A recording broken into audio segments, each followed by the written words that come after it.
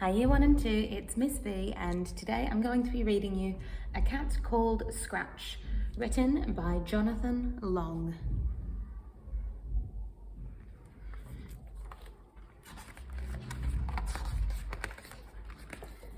Scratch, the cat, had a terrible itch.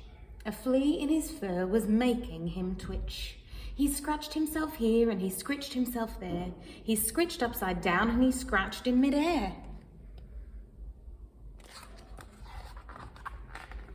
He whirled his paws madly and spun like a top, fell head over heels, then rolled to a stop. "Ha ha," said a voice, all tiny and teasy. "To get rid of me won't be nearly that easy." "Oh, really," said Scratch, "you bothersome bug. When I've finished with you, you won't sound so smug." Screech, scratch, scratch, screech, scratch, scratch. He went to the cupboard, opened the door, and dragged out the hoover onto the floor. He plugged in the plug and flicked on the switch and said, "Time to go, you torturous itch." He hoovered his tummy, his ears, his nose, and each of his legs right down to his toes. But catastrophe struck. His tail was sucked in, and the hoover blew up with a deafening din. Scratch opened his eyes. He was stuck to the rafter, but still he could hear that pesky flea's laughter. "Ha ha," said a voice, all tiny and teasy. "To get rid of me won't be nearly that easy. You nigglesome nit, you mischievous mite." "I'm mad now," said Scratch, "and I'm ready to fight."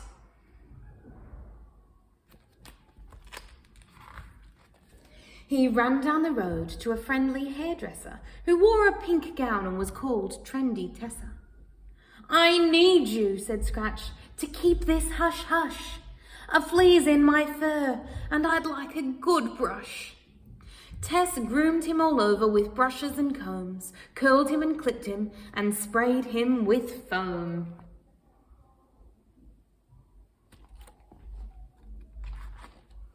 But when it was done, and the poor cat looked affright, and can you believe it? He felt something bite. Oh, look at him. "Ha ha," said a voice, all tiny and teasy. "To get rid of me won't be nearly that easy. Lousiest louse, pernickety pest, it's time I put you to the ultimate test." Scratch, screech, screech, scratch, scratch, scratch, scratch.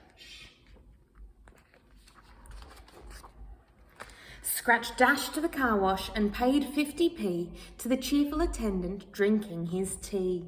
He dived right inside the largest of washers with rollers and soapers and powerful sploshers. Scrub-a-dub-dub it went, dub-a-scrub-scrub, and rolled him around like a sock in a tub.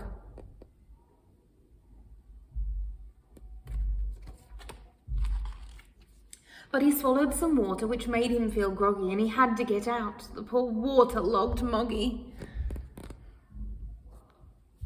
"Ha ha," said a voice, all tiny and teasy. "To get rid of me won't be nearly that easy." "Oh no," wailed the cat, feeling awfully poorly. "It looks like I'm stuck with this creepiest crawly." Scratch, scritch, scritch, scritch, scratch, scritch, scratch. But just then he heard shouts and hullabaloo. A rather large lion had escaped from the zoo. The lion gave Scratch a big friendly smile and asked for a place he might hide for a while.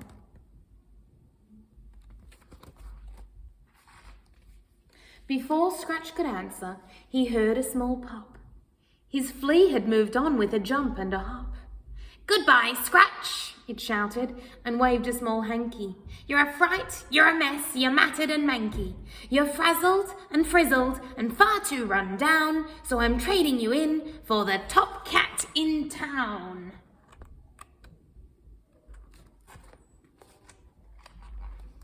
But the lion was quick. With a pat of his paw, the flea was flicked and trapped under his claw. "Grrr," said that lion, "that flea made a bungle. He shouldn't have messed with the king of the jungle. Oh, thank you, said Scratch, for sorting that flea.